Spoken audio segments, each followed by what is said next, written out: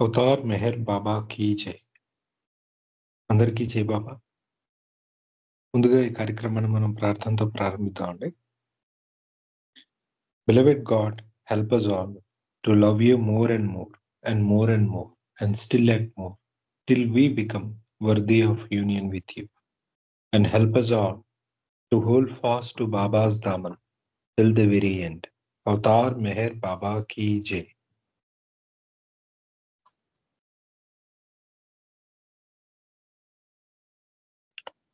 So గత వారం మనం లైఫ్ ఆఫ్ ద స్పిరిట్ అనే చాప్టర్ ప్రారంభించామండి.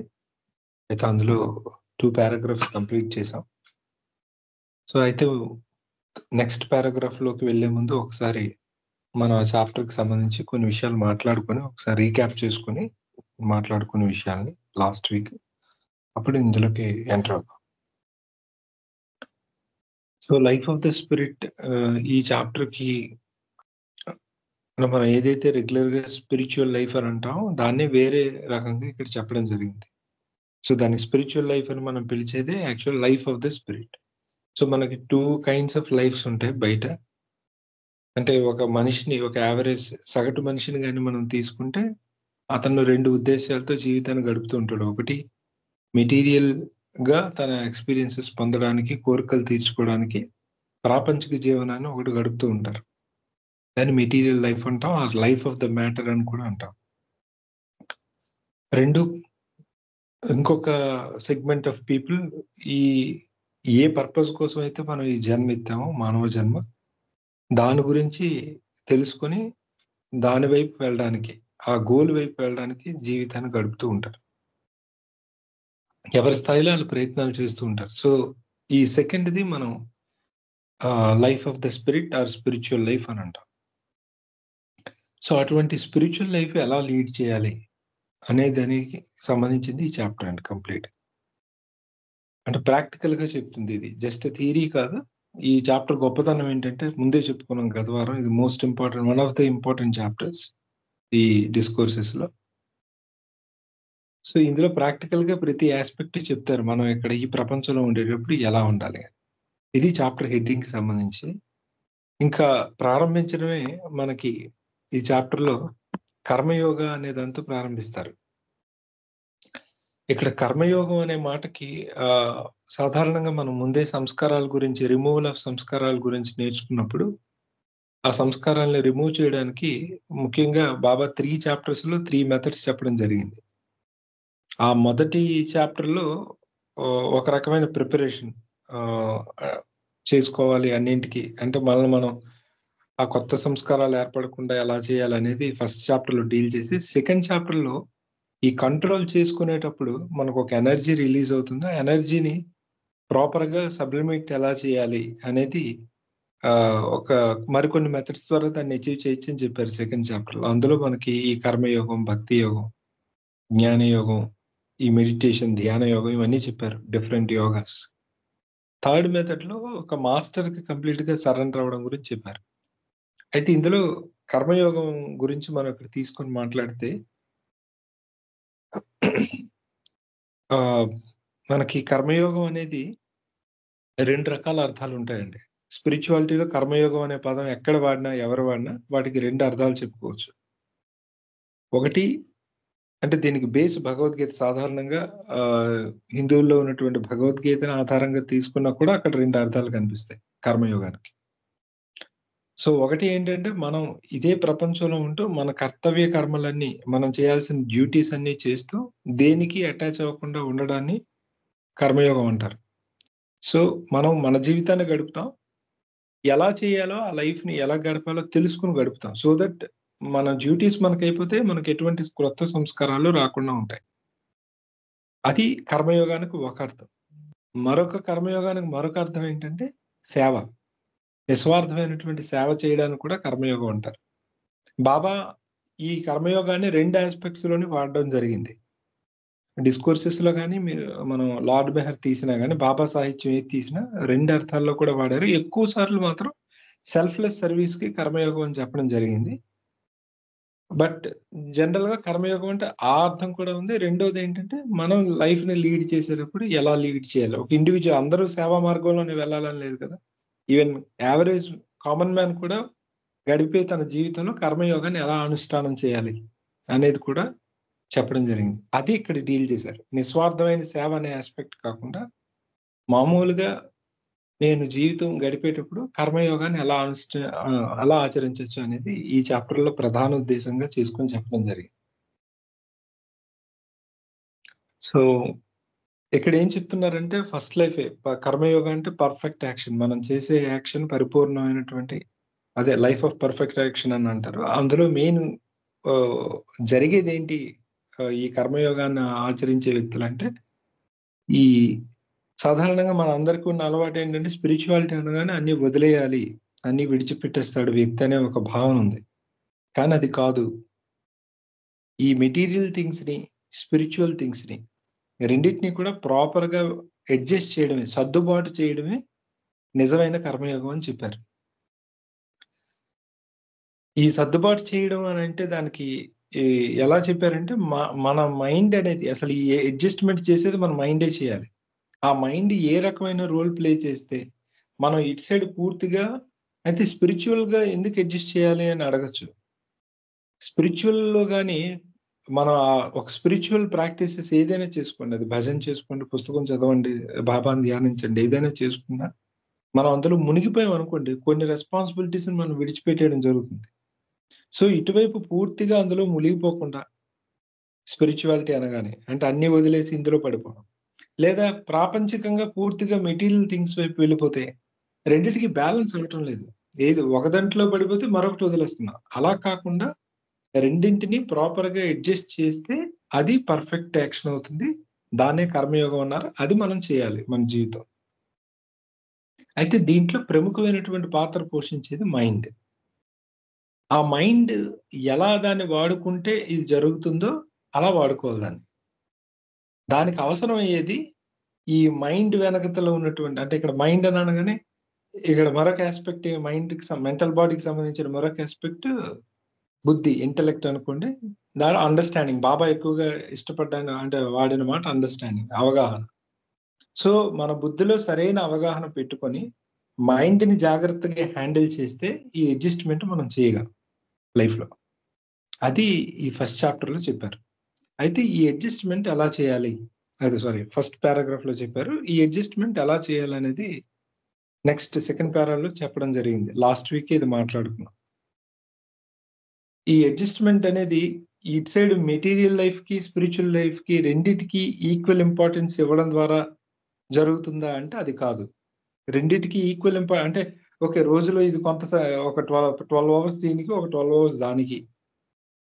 లేదా డే టైమ్‌లో 6 అవర్స్ దీనికి, 6 అవర్స్ దానికి. లేదా ఇక్కడ 5 పనులు చేస్తే అందులో ఒక 5 పనులు చేస్తాను. అలా కాదు.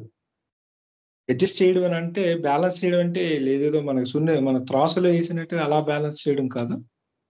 ఇక్కడ ఆ విషయం క్లియర్‌గా చెప్పారు. The spirit must and ever will have a primacy over matter. అంటే అంటే మన ఒక రకంగా ఇక్కడ స్పిరిట్ అంటే మన అండర్‌స్టాండింగ్‌తో మన హృదయం చెప్పినట్టు మన మనస్సు నడుచుకోగలగాలి. అంటే మనం ఏ పని చేసినా అది ప్రాపర్‌గా ఉండాలి ప్రపంచంలో. అది ఈ స్పిరిట్‌కి అనుకూలంగా అంటే మన స్పిరిచ్యువల్ లైఫ్‌కి దోహదపడే విధంగానే మన బాహ్య జీవితం ఉండాలి. అలా ఉన్నప్పుడు దాన్ని అడ్జస్ట్‌మెంట్ అంటారు. ఇది ఇక్కడ చెప్తున్నమాట. అంతేగాని అడ్జస్ట్‌మెంట్ అంటే ఈక్వల్ చేయడం కాదు. ఈ స్పిరిట్ అండర్‌లో మ్యాటర్ ఉండాలి. అంటే ఇక్కడ స్పిరిట్ అంటే ప్రస్తుతానికి అది టెక్నికల్ యాస్పెక్ట్స్ ఇప్పుడు what is spirit, what is soul తర్వాత మాట్లాడదాం. ప్రస్తుతానికి మన ఆధ్యాత్మిక జీవనానికి దోహదపడేలా మన బాహ్య జీవనం ఉండాలి. ఇది ఇలా అర్థం చేసుకుంటే సరిపోతుంది. దీనికి ఉదాహరణ బాబా ఇచ్చింది. ఒక మ్యూజికల్ ఇన్‌స్ట్రుమెంట్ సాధారణంగా ఒక వ్యక్తి పాట పాడేటప్పుడు సంగీత వాయిద్యం అనేది యాడ్ చేస్తారు. సో దట్ ఇది మరింత బాగా ఆ పాటకి ఆ అంటే వినడానికి ఇంపుగా ఉంటుంది. ఆ సాహిత్యం అనేది ఈ సంగీతం వల్ల ఇన్‌స్ట్రుమెంట్ జోడించడం వల్ల ఇంకా బాగా మనసుకు హత్తుకుంటుంది. హృదయానికి హత్తుకుంటుంది. అంటే ఆ టోటల్ ఈవెంట్ అనేది ఎలివేట్ అవుతుంది. ఈ ఇన్‌స్ట్రుమెంట్ యాడ్ అవ్వడం వల్ల. కానీ అదే ఇన్‌స్ట్రుమెంట్ ప్రాపర్‌గా గాని దీనికి జత అంటే సరైన అంటే ఆ టైమింగ్ గటా ఆ రిథం అవన్నీ తాళం అన్నీ సరిగ్గా వేసుకుంటూ పాటకు అనుకూలంగా లేకపోతే అది ఉన్న పాటను డిస్ట్రాయ్ చేస్తుంది. ఆ పాట కూడా ఎవరికి అర్థం కాదు. ఉన్న ఇంట్రెస్ట్ పోతుంది. అంటే టోటల్ ఈవెంట్ చెడిపోతుంది. సో, అలాగా ఇక్కడ ఇన్‌స్ట్రుమెంట్‌ని, సింగింగ్‌ని ఎలా అయితే కలిపారో ఇక్కడ సింగింగ్ అంటే స్పిరిచ్యువల్ లైఫ్, ఇన్‌స్ట్రుమెంట్ అంటే material life. So, material life అనేది ఈ సింగింగ్‌కి అనుకూలంగా ఉండాలి. అంటే స్పిరిచ్యువల్ లైఫ్‌కి అనుకూలంగా ఉండాలి. ఎలా అయితే ఇన్‌స్ట్రుమెంట్ అనేది ఈ సాంగ్‌కి అనుకూలంగా పాడుతున్న వాళ్ళకి సపోర్ట్‌గా ఉందో అలా ఉండాలి అని దీన్ని అడ్జస్ట్‌మెంట్ అంటారని చెప్పారండి. ఇంతవరకు ఏమైనా డౌట్ ఉందండి?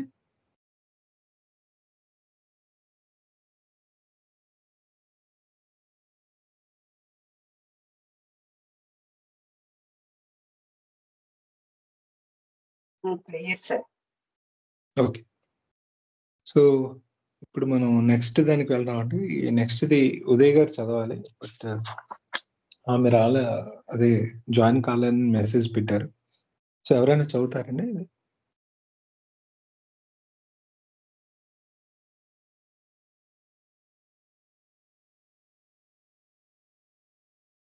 ఓకే. ఎవరు చదవకపోతే నేను చదువుతానండి. లేదా ఎవరైనా చదువుతాను ముందుకొచ్చినా ప్రాబ్లమ్ లేదు. నేను చదువుతాను. అయితే రాజు గారు మీరొక పారాగ్రాఫ్, పద్మిని గారు మీరు ఒకటి చదవండి. 2 ఉన్నాయి. రాజు గారు మీరు స్టార్ట్ చేయండి. Spirituality requires subordination of matter, not rejection. ఆధ్యాత్మికతకు భౌతికం అనేది భౌతికం యొక్క సహకారం కావాల్సి ఉంటుంది, అంతేగాని దాన్ని తిరస్కరించడం కాదు అన్నట్లుగా అది స్టేట్మెంట్ అండి. అంటే మనం నార్మల్గా ఈ భౌతికం ఉంటే ఆధ్యాత్మికం ఉండదు, ఆధ్యాత్మికం ఉంటే భౌతికం ఉండదు. ఇందాక దాస్ కూడా చెప్పారు ఆ పాయింట్. మ్యూచువల్లీ ఎక్స్క్లూజివ్ అన్న ఒక ఒపీనియన్ ఉంటుంది మనకి, ఉద్దేశం. అది కాదు, దాన్ని తిరస్కరించడం అన్నది కాకుండా దాన్ని వాడుకోవడం అన్నది ఉండాలి అన్నట్టుగా అనిపించిందండి. Owing to the multifarious craving of the mind, matter has a tendency to assume importance for itself. ఇక్కడ ఏమంటున్నారంటే మన మనస్సు బహుముఖమైన వివిధ రకాలుగా కోరికల్ని కోరుకుంటుంది, తప్పిస్తూ ఉంటుంది పొందాలని. వివిధ విషయవాంఛ అంటారు కదా, వివిధ విషయాల్లో దానికి ఉంటుంది అది. కనుక ఆ పరిస్థితి కారణంగా ఏమవుతుందంటే ఈ భౌతికం అనేది తనకు తాను గొప్ప ప్రత్యేకతని, ప్రాముఖ్యతని ఆపాదించుకుంటుంది అన్నమాట. అక్కడ ఏమీ లేకపోయినా కూడా తన వల్ల ఇదంతా జరుగుతున్నట్టు ఒక ఇంపార్టెన్స్ని అది తనకు తాను ఆపాదించుకుంటుంది. For the drunkard wine is everything, for the greedy the hoarding of money is all important, and for the flirt the chase of sensations is the supreme end of life. కొన్ని ఎగ్జాంపుల్స్ ఇచ్చారనమాట. మామూలుగా తాగుబోతుకి సారాయే ప్రపంచం, మొత్తం ఆ రోజంతా కూడా దృష్టి దాని మీదే నిలిపి ఉంటాడు. అలాగే దురాశ ఉన్నవాడు ఎంతసేపు మనీ గురించి ఆలోచిస్తుంటాడు, అంటే సంపాదన ఇంపార్టెంట్గా ఉంటుంది. అలాగే ఇప్పుడు కోరిక, ఇది ఫ్లర్ట్ అంటే కరెక్ట్గా ఏమంటుంది వస్తుంది, అటు ఈ కోరికలు ఉన్న వాళ్ళకి ఇంకా దాన్ని పొందడమే ఇది కింద జీవిత పరమావధిగా ఉంటుంది. ఇలా ఎగ్జాంపుల్ చెప్పారు. These are examples of how through diverse cravings of the mind matter becomes unduly obtrusive and perverts the expression of the spirit. ఈ ఎగ్జాంపుల్స్ అంటే ఈ ఉదాహరణల ద్వారా మనకి ఏమర్థం అవుతుందంటే మనస్సు యొక్క ఈ వాంఛలు ఏవైతే ఉన్నాయో, వివిధ రకాలైన వాంఛలు ఉండడం వల్ల ఈ మ్యాటర్కి ఇంపార్టెన్స్ పెరిగిపోతుందని, అంటే లేని ప్రాముఖ్యత కలిగిస్తామని చెప్పాం కదా. దానివల్ల ఏమవుతుందంటే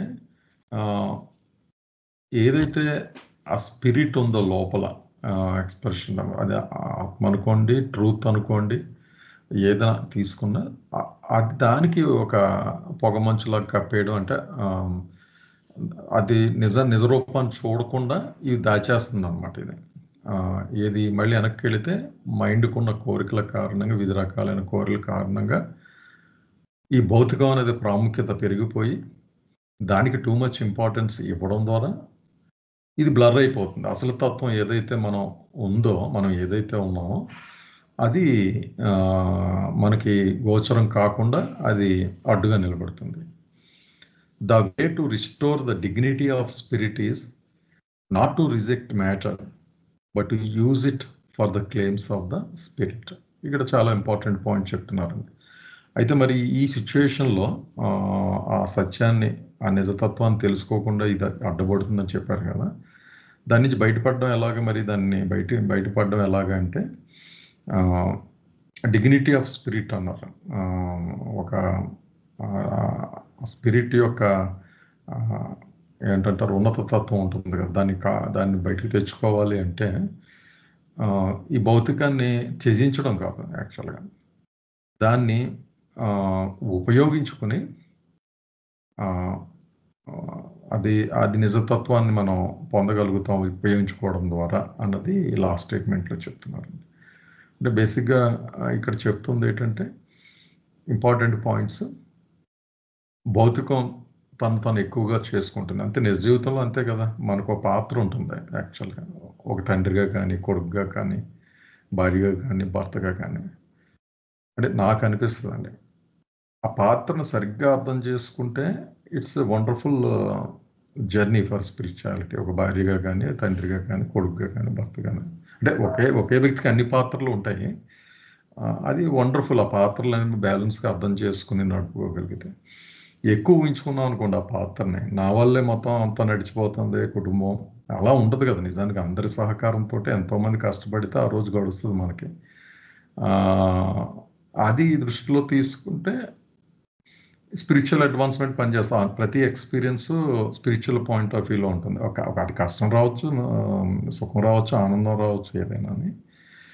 కానీ నా వల్ల ఏదంటే మొత్తం మనం అసంతృప్తికి గురవడం, ఇబ్బందుల్లో పడడమే కాకుండా చుట్టూ ఉన్న ఎకో సిస్టమ్ని కూడా డిస్టర్బ్ చేసేస్తాం. చుట్టూ ఉన్న వాళ్ళు శాంతంగా ఉండలేము, కన్ఫ్యూజ్ చేసేస్తూ ఉంటాం. అంటే అది మ్యాటర్కి మన పొజిషనింగ్కి మనం ఎక్కువ ఊహించుకోవడం వల్ల పెద్ద సమస్య. అదే ఇగో అని వివిధ రూపాలుగా చెప్తారు, అహం అని, అదే అని. ఆ సెంటర్ అయిపోవడం దానికి, నా వల్ల అంతా జరుగుతుంది చుట్టుపక్కల. అంటే నేను కొంచెం వన్ ఆఫ్ ద ఎగ్జాంపుల్స్ కింద చెప్తున్నాను, మ్యాటర్కి ఇంపార్టెన్స్ ఇవ్వడం అన్నదాని గురించి. కానీ దాన్ని అర్థం చేసుకునే ఆ పొజిషనింగ్,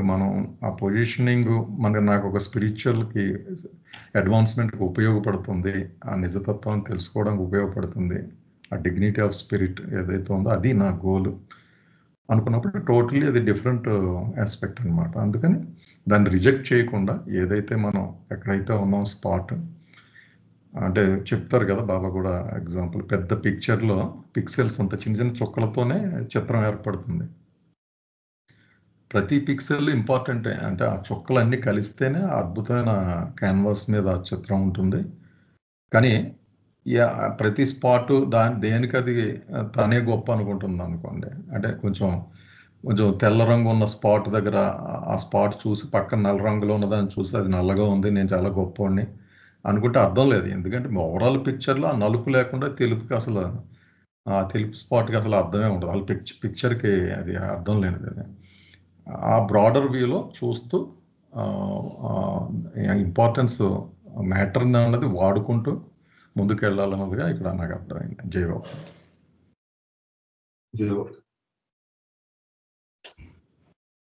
ఎవరైనా మాట్లాడుతుంది?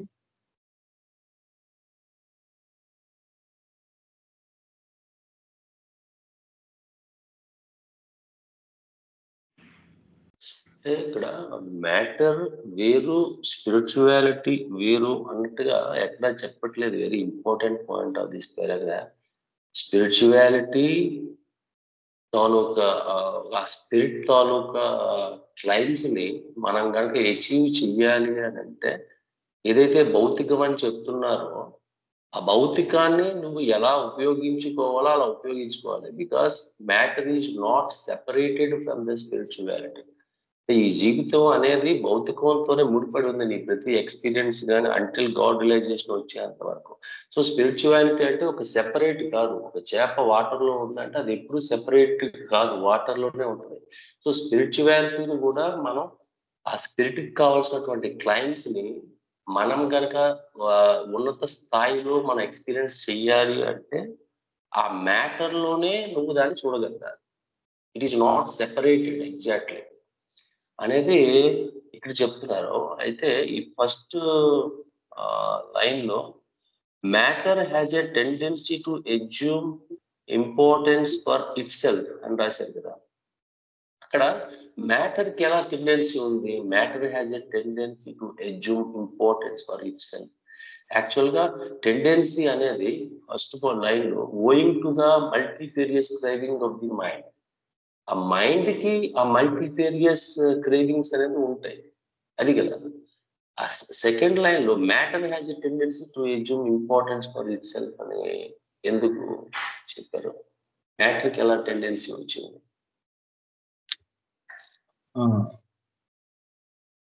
చెప్తారు సార్. ఎవరైనా రాజు గారు మాట్లాడతారా? అంటే నాకు అనిపించిందండి, ఇప్పుడు మ్యాటర్ అన్నది డెఫినేషన్ ఎలా తీసుకుంటాం అన్నది ఒక పాయింట్. అంటే మీరు అన్నది అదే మ్యూచువల్లీ ఎక్స్క్లూజివ్ కాదు భౌతిక ప్రపంచం వరకుని, కానీ ఇట్స్ ఫాల్స్ కదా. మ్యాటర్ అన్నది మనం రియాలిటీ వైపుకి వెళుతున్నాము, ఫాల్స్ అన్నది ఒక పాయింట్ ఆఫ్ వ్యూ. అయితే మీరు అడిగిన ప్రశ్నకి ఏంటంటే, ఇప్పుడు మ్యాటర్ హ్యాజ్ అ టెండెన్సీ అన్నది ఎలా వస్తుంది, మైండ్కి సంబంధించి మల్టీఫేరియస్ క్రేవింగ్స్ బట్టి ఇది ఎలా వస్తుంది, దీనికి దానికి కనెక్ట్ ఏంటి అన్నది అర్థమైంది నాకు. అంటే మ్యాటర్ అన్నది ఇక్కడ ఏంటి అన్నది బహుశా మనం చూడాలేమో. మ్యాటర్ అంటే మనం ఇప్పుడు చూస్తుంది మన చుట్టూ ఉన్నది ట్రూత్ కానిది అని కూడా తీసుకోవచ్చు. అంత ఫాల్స్ అయినా మనకు ట్రూత్గా కనబడుతుంది, మనకు ట్రూత్ అది ఎక్స్ప్రెషన్ హ్యూమన్ బీయింగ్గా మనం చెప్పండి. నేను ఇందాక చెప్పిన అహం అనేది ఉంటుంది, అది అన్నది బహుశా నాకు అర్థమైంది ఏంటంటే, ప్రతి దానికి కూడా ఆ ఇంపార్టెన్స్ అంటే మైండ్ ఉన్న చోట ఆయన చెప్తున్నారు నేను అనుకోవడం. Mind gives importance to the matter. ఇప్పుడు ధనం ఉంది, అదేమి ఫిజికల్ ఇది కాదు, కానీ ఇక్కడ మైండ్ పాయింట్ ఆఫ్ వ్యూలో చెప్తున్నారు ఆ మ్యాటర్కి. Craving of mind, matter has a tendency assume importance అంటే మ్యాటర్కి ఉంటుందని కాదు, మైండ్ ఈ మ్యాటర్లో భౌతికంగా ఉండే వస్తువుల మీద. అందుకని నెక్స్ట్ ఎగ్జాంపుల్స్ ఇచ్చారు. వైన్ తనకు తానుగా ఇంపార్టెన్స్ ఏమి క్రియేట్ చేసుకోదు. Drunkard's mind creates that importance. నేను అదే అనుకుంటున్నాను, అందుకే కనెక్టివిటీ ఇచ్చారు ఫర్ నెక్స్ట్ ఎగ్జాంపుల్ అని. అంతే రాజు, నేను సేమ్ మీరు చెప్పింది. సో రాజు గారు చెప్పిన దానికి సమర్థిస్తూ వాసు, యాక్చువల్గా వస్తువుకి ఏమి ఉండదు, ఎందుకంటే దానికి ఏమి లైఫ్ లేదు కదా, ప్రాణమే లేదు, మైండ్ లేదు. సో మనమే మన మనసులో దానికి సంబంధించినటువంటి కోరిక ఉండడం వల్ల ఆ ఇంపార్టెన్స్ అనేది దానికి పెరుగుతుంది. సో అక్కడ matter has a tendency to assume importance for it self అంటే నిజంగా మ్యాటర్ ఇచ్చుకోదు, మనమే ఇస్తున్నాం దానికి. అది లేకపోతే నేను ఉండలేను అనే స్థాయిలో ఇప్పుడు ఫోన్ మనల్ని అందరినీ కంట్రోల్ చేస్తుంది అని అంటారు.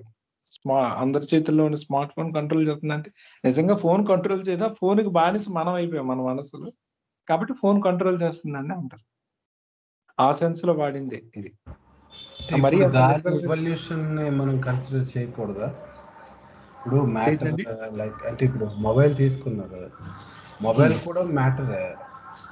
ఆ మ్యాటర్ అది కూడా ఇప్పుడు మనలాగే, అదే ఇప్పుడు మనమేమో లైక్ ఇన్కార్నేషన్లో ఉన్నాము, అది ఇంకా ఎవల్యూషన్లో ఉన్నది, అది కూడా సోలే కదా. ఆ సెన్స్లో తీసుకోకూడదు. నేను అలా అనుకోవట్లేదు. అంటే ఇక్కడ అంటే నాకు అట్లీస్ట్ ఎందుకంటే మన టెండెన్సీ మనకు ఉంటుంది, దాని టెండెన్సీ దానికి ఉంటుంది. మనం దాన్ని పట్టుకున్నాము, ఇది మన టెండెన్సీ, అది మన ద్వారా పట్టుకోబడాలి, దాని టెండెన్సీ అవడానికి స్కోప్ లేదు. ఏదైనా మన చుట్టూ ఉన్న భౌతికం అంటే మ్యాటర్ అయినా వచ్చి, భౌతికమైన విషయాలు కూడా అంతే. లైక్ మన చుట్టూ ఉన్నటువంటి ప్రపంచం అది కూడా ప్యారలల్ గా ఇవాల్వ్ అవుతూ ఉన్నది కదా. అలా తీసుకుంటే అవుతుందండి, కరెక్టే. ఇప్పుడు సపోజ్ ఒక ఇంకేదో తీసుకుందాం, ఒక ట్రీస్ అనో లేకపోతే ఏదైనా తీసుకున్నాం అనుకోండి. ఇప్పుడు వాటి మీద ఏదో ఇంట్రెస్ట్ ఉంది, గార్డెనింగ్ అనుకోండి లేకపోతే ఇంకేదో, ఆ సెన్స్ లో అవ్వచ్చు, మీరు చెప్పింది అవ్వచ్చు. బట్ ఆ ఇంపార్టెన్స్ అనేది వాటిగా ఇచ్చుకుంటాయంటే మాత్రం అది వాటిగా ఇచ్చుకోవు, మళ్ళీ మన మైండ్ ఇన్వాల్వ్మెంట్ తోనే జరుగుతుంది. అంటే ఇప్పుడు నేను ప్రాణం ఉందా ప్రాణం లేదా మీరు అన్నట్టుగా ఆ ఆస్పెక్ట్ లో నేను నా స్టేట్మెంట్ విత్డ్రా చేసుకుంటాను. ప్రాణం ఉండొచ్చు కూడా వాటికి, మ్యాటర్ని అలా తీసుకుంటా. అంటే నా చుట్టూ కనిపించే ప్రపంచాన్ని తీసుకుంటే ప్రపంచంలో వేరే జంతువులు ఉన్నాయి, మనుషులు ఉన్నారు, ప్రాణం కూడా ఉన్నాయి, కాబట్టి అప్పుడు లైఫ్ ఉంది. రైటే, సజీవులు ఉన్నారు, నిర్జీవులు ఉన్నారు. కానీ అవి ఇంపార్టెన్స్ ఇచ్చుకుంటాయంటే అవి ఇచ్చుకోవు, వాటికి యాక్చువల్ గా మన మైండే ఇస్తారు. అదైతే నేను అలా తీసుకుంటాను. ఇంపార్టెన్స్ అనేది పాసింగ్ ఫ్రమ్ అవర్ మైండ్, వాటికి అది ఇచ్చుకోవు. ఇప్పుడు అప్పుడు కంట్రోల్ మన చేతుల్లో ఉండదు. అంటే ఆ సెన్స్ లోనే వాడారు ఈ స్టేట్మెంట్ అనేది నేను అనుకుంటున్నాను.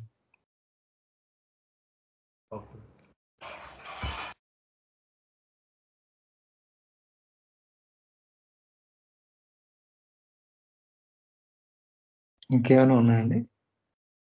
సార్ జయబాబు అండి, మనం నాకు తెలిసింది ఏంటంటే ఈ మెటీరియలిస్టిక్ మ్యాటర్ ని ఓన్లీ రెస్పాన్సిబిలిటీస్ ఉంటాయి కదా, దాని బట్టి వరకే మనం వాడుకోవాలనిపిస్తుంది. సపోజ్ మన అమ్మాయి మ్యారేజ్ చేయాలనుకోండి, డబ్బు కావాలి. సో ఫర్ దట్ ఓన్లీ మనం అంటే గ్రీడీగా అయిపోకూడదు, మన డబ్బు మామూలుగా అదే పనిగా.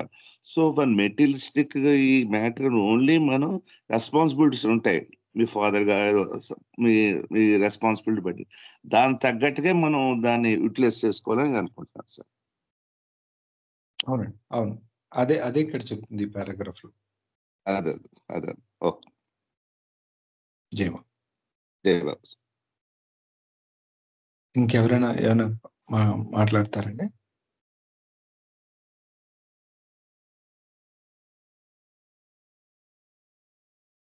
ఓకే. సో ఓవరాల్ గా ఇక్కడ రాజు గారు క్లియర్ గా ఎక్స్ప్లెయిన్ చేశారు, ప్లస్ దానికి సమరీ లాంటిది కూడా రాజు గారు ఇచ్చారు.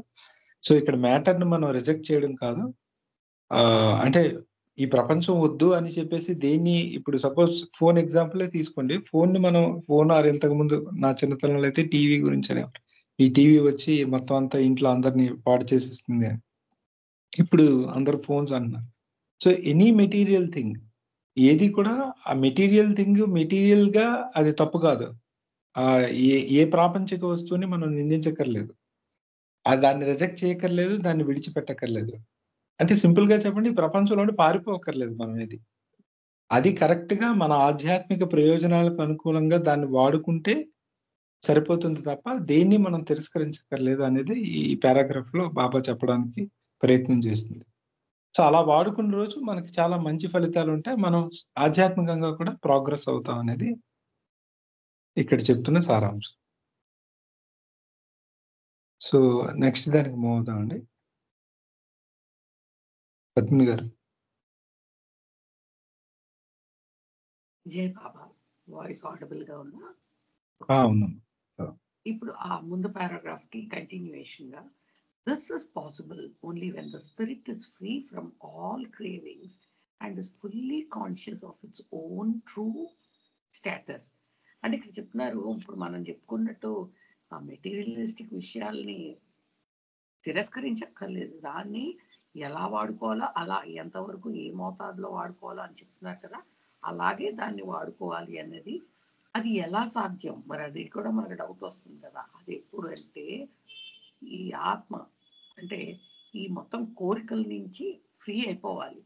అంటే ఇది కావాలి అది కావాలి అనే విషయాల నుంచి ఫ్రీ అయిపోయి is fully conscious of it's true status. అసలు నేను ఎవరిని, నేను నా పర్పస్ ఏంటి, నేను అంటే మనం స్టార్ట్ అయ్యింది చూడండి, హూ అమ్మాయి అనే క్వశ్చన్ మనం బుర్రలో పెట్టుకుంటే, నేను అసలు ఈ ప్రపంచంలోకి ఎందుకు వచ్చాను, అవన్నీ అసలు పోనీ అంత దూరం ఎందుకు, అసలు నా రెస్పాన్సిబిలిటీస్ ఏమిటి అనేది మనం దృష్టిలో పెట్టుకుంటే అప్పుడు ఈ ఆత్మ ఏమవుతుందంటే ఈ కోరికల నుండి విముక్తి పొందుతుంది. అది జరుగుతుంది అనమాట.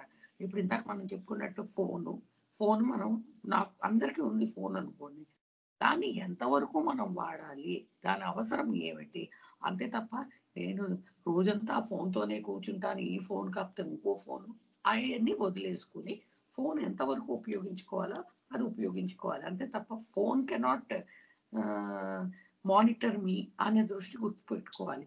మనం దేనికి వాడుతున్నాం ఫోను అనే పర్పస్ మనం గుర్తుపెట్టుకుంటే అప్పుడు మనం దీని కోరికలకి బానిసము అని, అంటే జస్ట్ ఎగ్జాంపుల్ ఇచ్చాను ఆ ఫోన్ అనేది. When this is achieved, an individual may have material goods but is not caught up in them.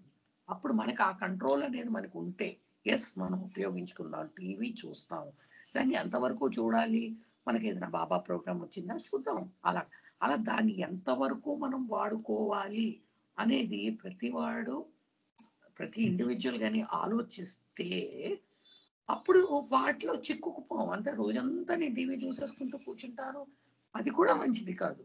మనం ఎంతవరకు దాన్ని ఉపయోగించాలో అది మనం బ్యాలెన్స్గా ఉంటే అప్పుడు మనం ఈ క్రేవింగ్స్ నుంచి ఫ్రీ అవుతాము అని చెప్తున్నారు. When necessary he may use them as means for the life of the spirit. ఎప్పుడు అవసరమో అప్పుడు వాడుకోవాలి. అలాగని భౌతికత్వం నుంచి పారిపోమని ఇక్కడ బాబా చెప్పట్లేదు. ఏది ఎప్పటి వరకు ఎంతవరకు అవసరం, ఏ సమయంలో అవసరమో దాన్ని వాడుకోవాలి. ఎందుకు? ఈ లైఫ్ ఆఫ్ ద స్పిరిట్, ఈ జీవుని యొక్క ఈ ఆత్మ యొక్క లైఫ్ జీవించడానికి, మనము మన ఇంప్రెషన్స్ అన్నిటిని మనం అనుభవించడానికి. ఎందుకంటే ఈ సంస్కారాలు అనుభవిస్తే తప్ప మనం వాటి నుంచి ఫ్రీ అవ్వలేం కదా. సో వాటికి వరకు ఎంత అవసరమో దాన్ని ఉపయోగించుకోవాలి. ఒక మొబైల్ అనుకోండి, ఒక టీవీ అనుకోండి, దాన్ని ఎంతవరకు అవసరం. But he is not allured by them nor does he become restless for them. అది ఎంతవరకు ఉపయోగించుకోవాలి, తగ్గు మాత్రంలోనూ, అది ఎంతవరకు మనకు ఉపయోగమో అంతే తప్ప దానికే పూర్తిగా అట్రాక్ట్ అయిపోయి అబ్బాయి నాకు ఇవాళ నేను వర్క్ కూడా మానేస్తానండి, నేను టీవీ ప్రోగ్రామ్ ఉందండి, లేకపోతే నేను అసలు ఉండలేనండి, అది కాదు. ఇవన్నీ మనం కంట్రోల్లో ఉంచుకుని దాన్ని ఎంతవరకు ఉపయోగించుకోవాలి. అంటే నేను టీవీ ఎగ్జాంపుల్గా తీసుకున్నాను, అది ఏ విషయానికైనా అనుకోండి, అది చెప్తున్నాను. He realizes that in themselves they do not constitute the real significance of life. అంటే నిజానికి అతను ఏంటి అర్థం, ఆ ఇండివిజువల్ ఏమని అర్థం చేసుకోవాలి, ఇవన్నీ అవసరమే కానీ అయ్యే మన జీవితం అయిపోకూడదు, ఆ వాటి లేకపోతే మనం బతకలేము, ఇదే ఈ జీవితం యొక్క పరమార్థం అన్నట్టు లెవెల్కి వెళ్ళకూడదు. వాటిని భౌతికత్వాన్ని ఎంతవరకు ఉపయోగించుకోవాలో అంతే ఉపయోగించుకోవాలి. అది నిజంగా కావాలి. మరి మన సంస్కారాలు అనుభవించాలంటే అవన్నీ కావాలి. దాన్ని తగు మాత్రంగా వాడాలి. ఎక్కడ ఏది వాడాలి, ఒక ఇన్స్ట్రుమెంట్లా మాత్రమే వాడాలి. He dwells in the material and social environment without any hankering for them, and being unattached is able to convert them into spiritual life. అంటే ఈ భౌతిక జీవితంలోనే మళ్ళీ ఈ సోషల్ ఎన్విరాన్మెంట్లో, మన సామాజిక ఎన్విరాన్మెంట్లో ఉంటూనే మళ్ళీ వాటిని పూర్తిగా వాటికే వేలాడిపోయి ఉండకుండా వాటితో నిస్సంగత్వ భావంతో ఉంటున్నాడు. తామరాకు మీద నీటి బిందువులాగా ఉంటూ ఎప్పుడూ గడుపుతాడు. ఉండాలి. మరి మెటీరియలిస్టిక్ కింద చెప్పారు, రిజెక్ట్ చేయకూడదని. దాన్ని ఎంతవరకు ఉపయోగించుకోవాలో, దాన్ని ఏ విధంగా ఉపయోగించుకోవాలో చేసుకుంటూ గడిపితే, దాంతో నిస్సంగత్వ భావంతో ఉంటే అవసరమైనప్పుడు వాడడం, లేకపోతే అనవసరమైనప్పుడు దాని గురించి పట్టించుకోకపోవడం, అలా చేస్తే అప్పుడు అతను ఈ మామూలు జీవితాన్ని ఆధ్యాత్మిక జీవితంగా మార్చుకోగలడు అని నాకు అర్థమైంది. జై బాబా. జై బాబా. క్వశ్చన్స్ ఉన్నాయండి, అది యాడ్ చేస్తారా?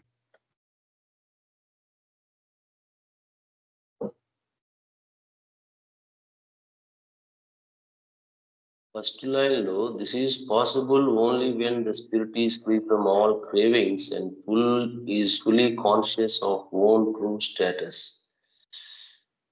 అంటే ఇది అన్ని రకాల కోరికల నుంచి మనం పూర్తిగా బయటపడినప్పుడు మాత్రమే ఇది పాసిబుల్ అవుతుంది అన్నారు కదా. ఏది పాసిబుల్ అవుతుంది? పైన చెప్పిన పాయింట్ ఏంటది కరెక్ట్ మిస్ అవుతుంది. అంటే పైన తన చెప్పిన ట్రూ స్టేటస్ ఏంటనేది అర్థం చేసుకోగలడు. వాసు, మేడం ఏంటది అర్థం కాలేదు. నువ్వు అడిగే క్వశ్చన్ ఇంకొకసారి రిపీట్ చెయ్యి. అదే దిస్ ఈజ్ పాసిబుల్ అన్నాడు కదా, ఏంటి ఆ పాసిబిలిటీ? ఓన్లీ అంటే వెన్ అన్నది ఓకే, ఆ పైన భౌతికత్వాన్ని కనెక్ట్. పూర్తిగా అంటిపెట్టేసుకుంటూ ఉండొద్దని చెప్పారు కదా, దాన్ని రిజెక్ట్ చెయ్యొద్దు, దాన్ని వాడుకోవాలి. అది ఆ బ్యాలెన్స్ ఎలాగ పాసిబుల్ అన్నది చెప్పారు ఇక్కడ. Make it a part of your life, but not completely ఇదే అని కాకుండా చేయమంటున్నారు. దాన్ని నీ కంట్రోల్లో ఉంచుకోవాలి అన్నాం కదా ముందు పారాగ్రాఫ్ లో, అది ఎలా పాసిబుల్ అన్నది ఇక్కడ కంటిన్యూ చేస్తున్నట్టు అనిపించింది. జై బాబా. అంతే అంతేను, అదే సబార్డినేట్ గా ఉంచుకోమని చెప్పారు కదా, దాన్ని పూర్తిగా రిజెక్ట్ చేయొద్దు మ్యాటర్ ని, దాన్ని నీకు లొంగేటట్టు ఉంచుకో అంటే, అంటే అది నీకు నీ మాట వినేటట్టు చేసుకో అన్నారు కదా. అలాగే ఎప్పుడు చేసుకోగలం అంటే మ్యాటర్ ని మనలో ఉన్న క్రేవింగ్స్ అన్నిటిని బయట, అంటే వాటి నుండి కోరికల నుండి బయటపడిపోయటం. ఎందుకంటే కోరుకుందంటే న్యాచురల్ గా మనం దానికి లొంగిపోతాం, అది ఏం చెప్తే మనం అది చేస్తాం. అంటే ఓకే జస్ట్ అదే మన అలా మాట కోసం, అంటే దానికి పూర్తిగా బానిసలం అయిపోతాం, మన ఆధీనంలో ఉన్నాం. అలా కాకుండా ఈ కోరికల్ని విడిచిపెట్టి మన నిజ స్థితిని మనం రియలైజ్ అయితేనే అప్పుడు మాత్రం మనం ఆ మ్యాటర్ ని ప్రాపర్ గా హ్యాండిల్ చేయగలుగుతాం. అంటే మనకి ఎంత అవసరం సార్ అంతవరకు ఇది ఉంచుకుని కొంచెం కాన్వర్స్ చెప్తున్నట్టు లేదా? అంటే like conscious of its own true status అది ఉంటే, కాన్షియస్ ఉంటే తన ట్రూ స్టేటస్ గురించి, అప్పుడు ఈ కోరికల నుంచి ఫ్రీ అవుతాం అన్న సెన్స్ లో చెప్పటం లేదా? ఇది అంటే మీరు క్రేవింగ్స్ నుండి బయటపడడానికి it's fully conscious of true nature అని అంటున్నారు. అంటే అలా చెప్పినట్లు లేదు, ఎందుకంటే this is possible only when the spirit is free from all cravings and it is fully conscious of its own true status. అవును, అక్కడ ఎండ్ వాడారు కదా, ఎండ్ అనే కంజంక్షన్ వాడుతున్నారు కాబట్టి మీరు చదివితే spirit is free from all cravings when the spirit is fully conscious of its own status. కాబట్టి క్రేవింగ్స్ కోసం బయటపడడానికి ట్రూ స్టేటస్ తెలియక్కర్లేదు, అదొక ఆస్పెక్ట్. అంటే అట్లీస్ట్ ఈ లైన్ లో అలా ఉంది.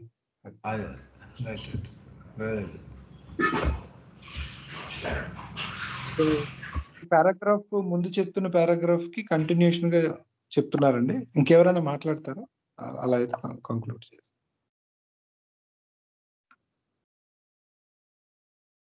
ఇంకేమైనా క్వశ్చన్స్ కానీ లేకపోతే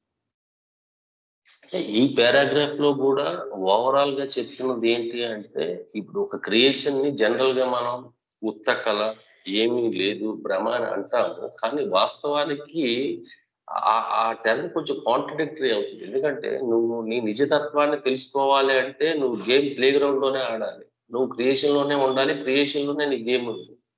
సో క్రియేషన్ లోనే నువ్వు చూపించే నీ జీవితమే ఆధ్యాత్మికత. ఆధ్యాత్మికత ఈజ్ నాట్ డిఫరెంట్ గా ఏం లేదు అని అందులోనే ఉంటూ, ఆ మ్యాటర్ ఏదైతే ఉందో, ఏదైతే భౌతికం అని మనం మాట్లాడుతున్నామో ఏదైతే ఉందో,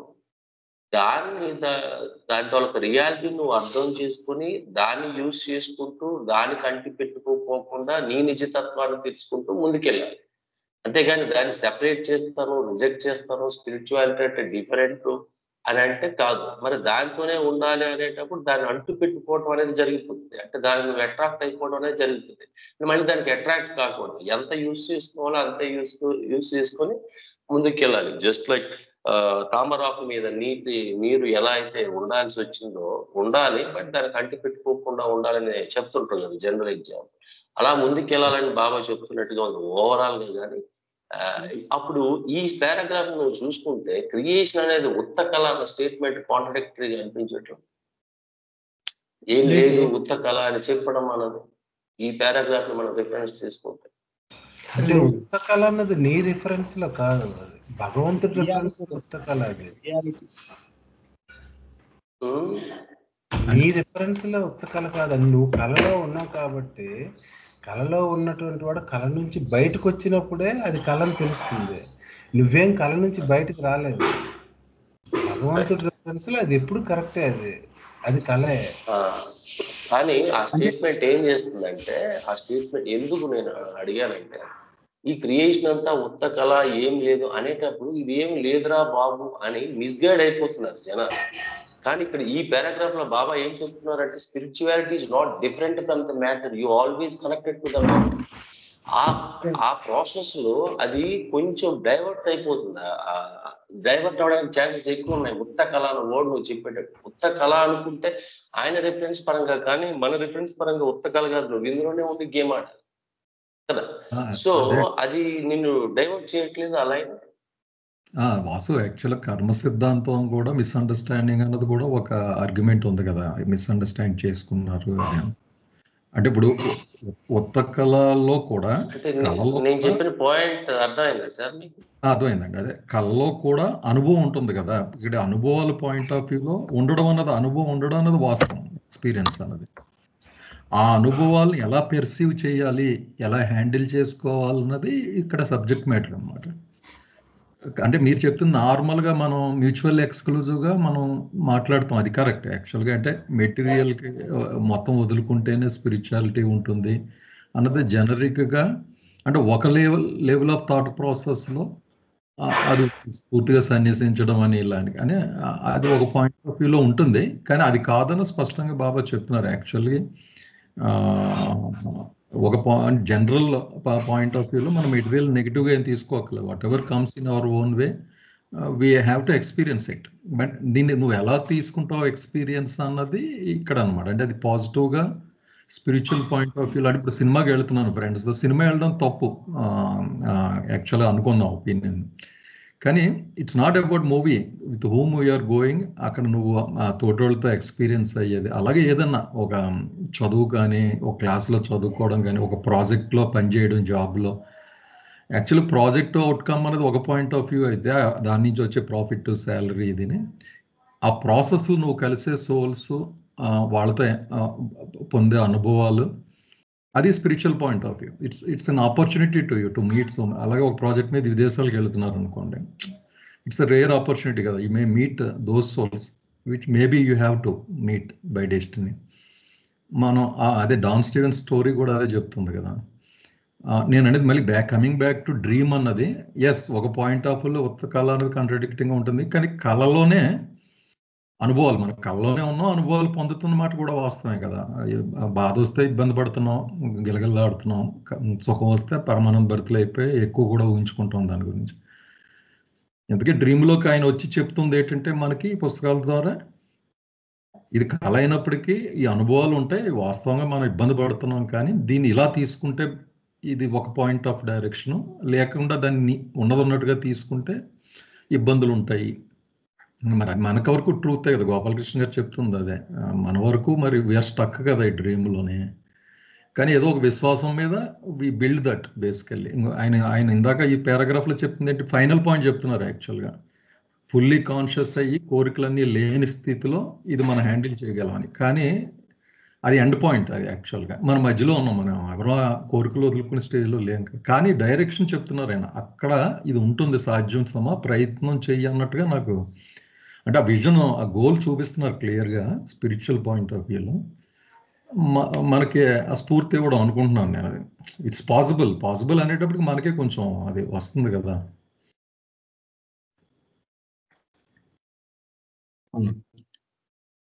సో సార్ ఒక్క విషయం చెప్పండి. ఒక చిన్న బ్రాడర్ వ్యూలో అది ఇప్పుడు చెప్తుంది, కళ ఉత్త కళ అని చెప్పారు కదా. ఎలా అంటే ఇప్పుడు నువ్వు దీంట్లో అనుభవాలు పొందుతున్నావు, ఇవన్నీ ఇప్పుడు ఒక భార్య కోసం, ఒక భర్త కోసం, ఏదో ఒక పొజిషన్ కోసం, ఇలాగ మనం ఏవేవైతే మనం ఆపాదించుకున్నటువంటి ఇంపార్టెన్సెస్ ఉన్నాయో, ఇవి కళలో ఉండేటప్పుడు నీకు ఎస్ దీనికోసం పుట్టాను, నా కూతురు కోసం పుట్టాను, నా భార్య కోసం పుట్టాను, నా తల్లిదండ్రుల కోసం పుట్టాను, ఇలా రకరకాలుగా మనం అనుకుంటాం.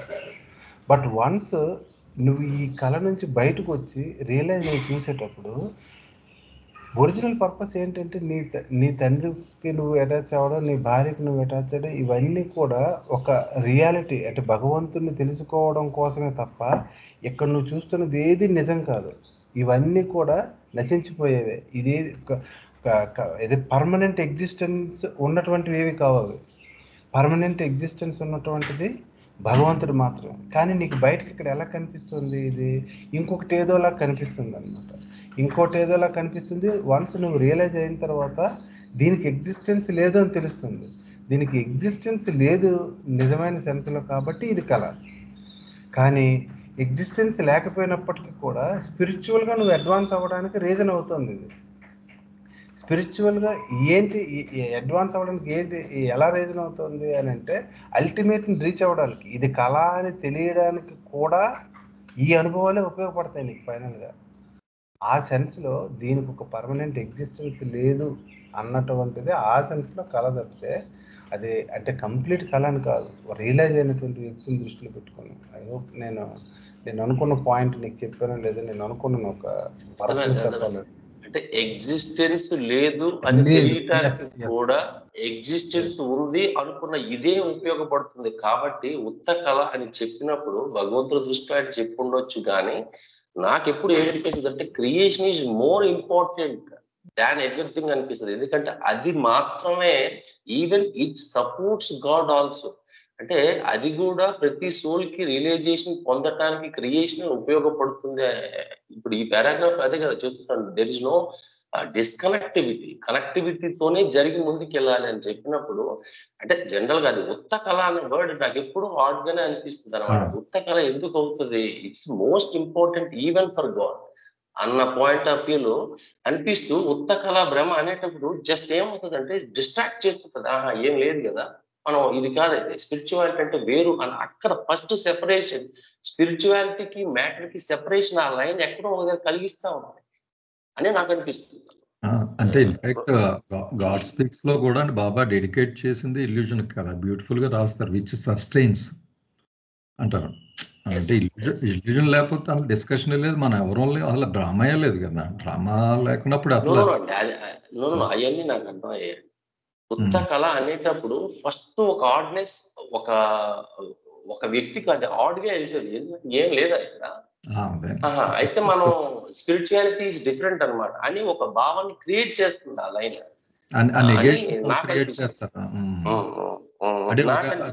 రిపల్షన్ క్రియేట్ చేయడం అన్నది ఉంది, కానీ అది కూడా ఒక ఫేజే వాసు నేను అనుకోవడం.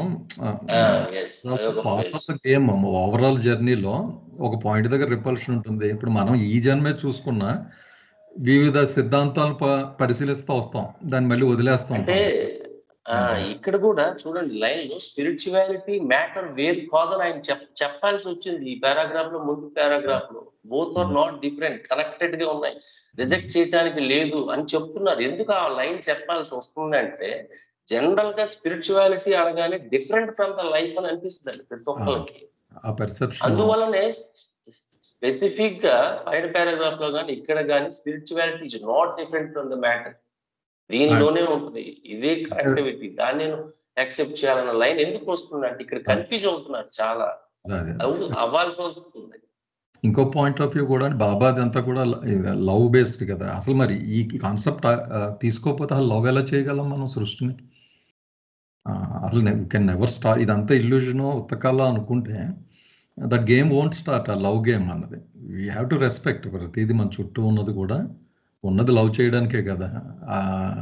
అది ఇది ఈ బ్యారియర్ దాటకపోతే we can never get into that mode, love మోడ్లోకి.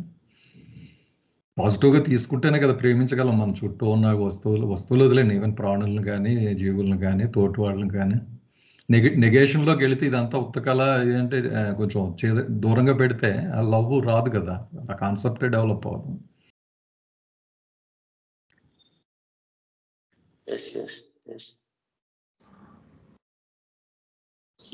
ఈ జీవుడికి కల్పించబడినటువంటి పరిస్థితులు కానీ పరిసరాలు కానీ ఆ మార్గంలో అంటే ఆయన గమ్యాన్ని చేరుకోవటానికి అవసరమైనటువంటివే. అంతేకాని వాటిని తీవ్రంగా తీసుకోకూడదు, వాటిని విలువ లేకుండా ఉన్నాయి అని కూడా తీసుకోకూడదు అన్నది అర్థం చేసుకుంటే అది ఉపయోగపడుతుంది.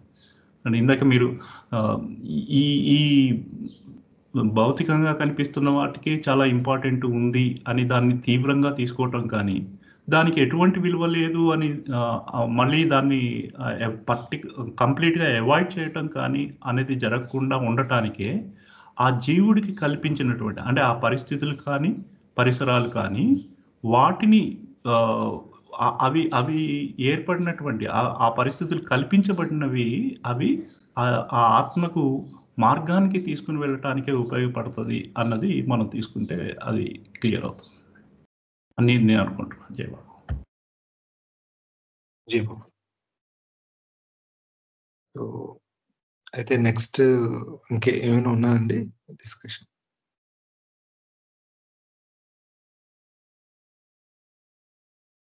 అలా అయితే నెక్స్ట్ దానికి మూవ్ అవుదామండి. ఉమా మీరు స్టార్ట్ చేయండి. Freedom of spirit expressed through dominance over matter. ఈ భౌతికం మీద ఆధిపత్యం ద్వారానే జీవునికి స్వేచ్ఛ వ్యక్తమవుతుంది అంటున్నారు. When one's true adjustment between spirit and matter is secured, there is no phase of life that cannot be utilized for the expression of divinity.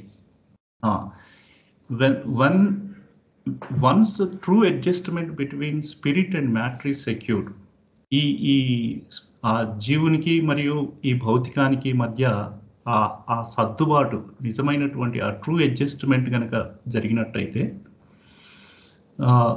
there is no phase of life that cannot be utilized for the expression of divinity. ఇది ఆ దివ్యత్వాన్ని వ్యక్తం చేయడానికి opportunity అంటే ఆ utilise చేసుకుని ఉపయోగించలేనటువంటి దశ ఏది ఉండదు. No longer is there any need to run away from everyday life and its tangents. అంటే ఈ దైనందిన జీవితం అతను గడిపేటువంటి ఈ జీవితం నుండి అతనికి ఏర్పడినటువంటి ఆ పరిస్థితుల నుంచి పారిపోయేటువంటి అవసరం ఇక ఏమాత్రం ఉండదు ఎప్పుడు ఈ అడ్జస్ట్మెంట్ కనుక అర్థమైనట్టయితే. The freedom of spirit that is sought by avoiding the contact with the world and retiring to the cave or the mountains is a negative freedom. When such retirement is temporary and it is meant to digest worldly expressions and develop detachment, it has its own advantage. ఇక్కడ ఏం చెప్తున్నారు? There is no longer is there any need to run away from the everyday life and in tangents. అంటే ఈ తనకి ఏర్పడినటువంటి ఈ సమస్యాత్మకమైనటువంటి సమస్యల నుంచి పారిపోయేటువంటి అవసరం ఎంత మాత్రమూ లేదు. అలాగే ద ఫ్రీడమ్ ఆఫ్ స్పిరిట్ ఈ ఆధ్యాత్మికత వైపు ప్రయాణించేటువంటి ఆ ప్రతికూలత అనేది ప్రతికూలమైనటువంటి అవకాశం ఎప్పుడు అన్నట్టే ఈ avoiding contacts with the world and retiring to అంటే ఈ ప్రాపంచికమైనటువంటి సంబంధాలు తెంచుకొని ఏదో ఆ కొండల్లోకో గుహల్లోకి వెళ్ళిపోయి అక్కడ ఏకాంతవాసాన్ని అనుభవించటం అనేది కాదు. When such retirement is temporary and is meant to digest world experiences and develop the detachment. అయితే ఈ ఏకాంతాన్ని పొందటం అనేది తాత్కాలికమే. అది అతను పొందేటువంటి ఈ ప్రాపంచిక అనుభవాలను జీర్ణించుకొని నిస్సంగాన్ని అలవర్చుకోవడానికే ఇవి ఉపయోగపడతాయి కానీ నిర్దేశించాయి. కానీ దానికి ఉన్నటువంటి ప్రయోజనం దానికి ఉంది అని అంటున్నారు. It has its own advantage. అంటే తనకు కల్పించినటువంటి ఈ పరిస్థితుల నుంచి ఈ వ్యవహారాల నుంచి అతను పారిపోయి ఏ కొండల్లోనో గుహల్లోనో కూర్చొని ఏకాంతవాసాన్ని అనుభవించి విశ్రాంతి పొందటం వల్ల కొంత సానుకూలమైనటువంటి విశ్రాంతి దొరుకుతుందేమో కానీ అదే తత్వాన్ని అలవర్చుకొని వీటిని ఈ వ్యవహారాల పట్ల అంటే ఈ భౌతిక ప్రపంచం పట్ల విముఖత చూపించడానికి అవకాశం ఉండకూడదు అని చెప్తున్నారు.